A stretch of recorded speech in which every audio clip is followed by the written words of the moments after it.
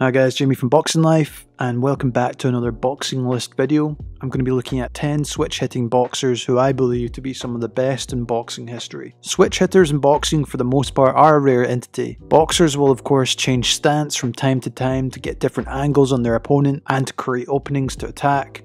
But there has been some notable fighters in boxing history, and even currently, that have done this more often than not to great success. Some of the names still have a long way to go in terms of proving themselves as one of the best, but from what I've seen, they have tremendous potential to be some of the very best switch hitters. So on that note, let's get right into it. Number 10, Sonny Edwards.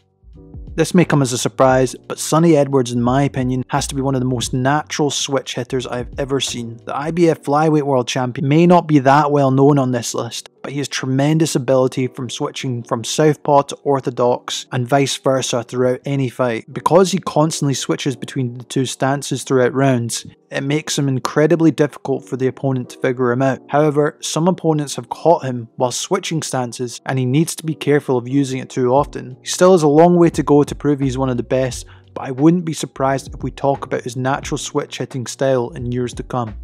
Number 9, Jaron Ennis.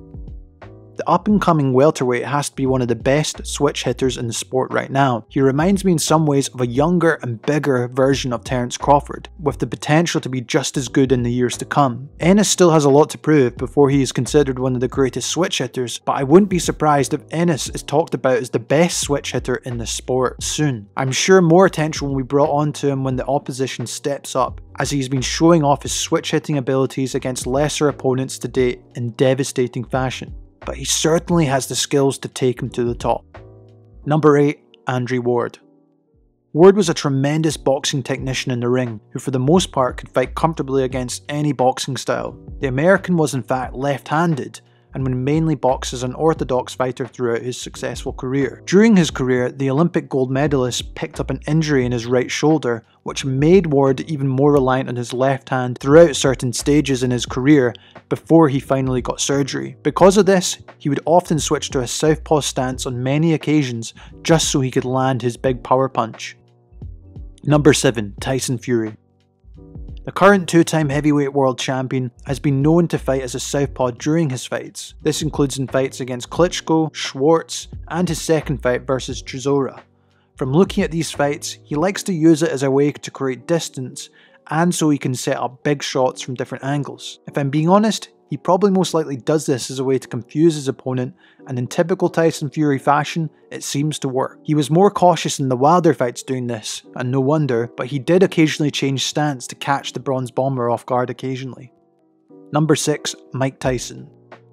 Now maybe not one you would expect to be in this list, but Mike Tyson would often turn southpaw on many occasions to set up his right hooks to the body and uppercuts. He would also use this stance to set up his left hook from a different angle, similar to the technique Lomachenko does as a southpaw too. This has definitely worked for Tyson when he was in his prime, and he didn't use it as much as his speed started to decline. Nevertheless, the devastation caused by his switch hitting is why I've put him at number 6 on this list. Number 5, Julio Cesar Martinez. Now if you haven't watched this little Mexican flyweight, you have to right now, as he's one of the most entertaining switch hitting boxers I've seen to date. He lives up to it using his Mexican style by quite often changing stance while on the attack and completely overwhelming his opponents. Some interesting facts about Martinez is he actually lost his first professional fight by split decision and also defeated the brother of Sonny Edwards, who I just mentioned on this list, Charlie Edwards, where he lost his chance to become WBC flyweight champion due to hitting Edwards after knocking him down. Maybe we'll get to see Sonny Edwards and Martinez in the future, and we could see a tremendous switch hitting encounter. Number 4, Naseem Hamed. Naseem Hamed arguably has to be one of Britain's greatest fighters. When he was in his prime, the featherweight was almost untouchable, with his showboating and Muhammad Ali-esque footwork and boxing style. Hamed was very unpredictable for the most part, and also had tremendous power at featherweight. He gathered an impressive 31 knockouts through his 37 professional fights. He will definitely be remembered as one of the most entertaining fighters, and switch hitting certainly helped him to find openings for many of those knockouts. Number 3, Willie Pep.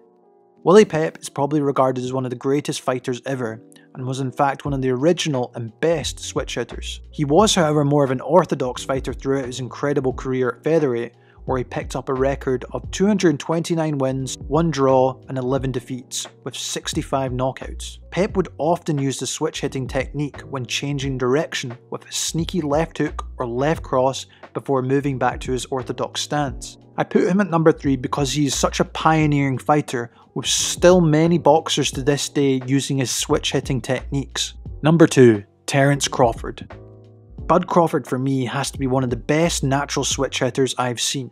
You can't deny his talent, especially as a 3-weight world champion, and undisputed champion at 140 pounds. He will often come out early in his fights in an orthodox stance, almost in a way to give a false sense of security for his opponents as to when he will turn southpaw. However, it's usually when Bud Crawford decides to turn southpaw where he has had the most success in the ring. Crawford really is a complete fighter in that respect, as he can box or fight in the inside on either stance. I highly recommend you watch my Terence Crawford breakdown video to find out more about his style.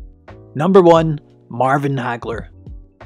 It would just be plain wrong if I didn't have marvellous Marvin Hagler as number 1 in this list. Hagler for me has to be the greatest switch hitter in boxing history. Primarily he was a southpaw, but Hagler would often switch between the 2 primary stances. Hagler, however, would use it to set up shots from different angles that would completely catch his opponent off guard in the middle of a fight. It was often during the transition where he would use something like a gazelle jab before quickly changing stance. It wouldn't matter in most cases what stance Hagler was in, as he would often favour the stance depending where his opponent would move. Marvellous was always on the hunt to take out his opponent, and switch hitting was one of the best ways to do this.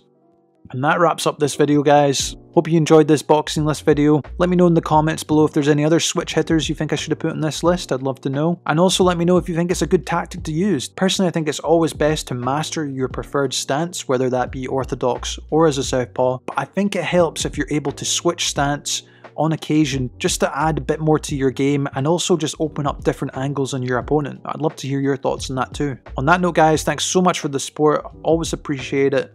And I'll see you guys in the next one. Thanks for watching.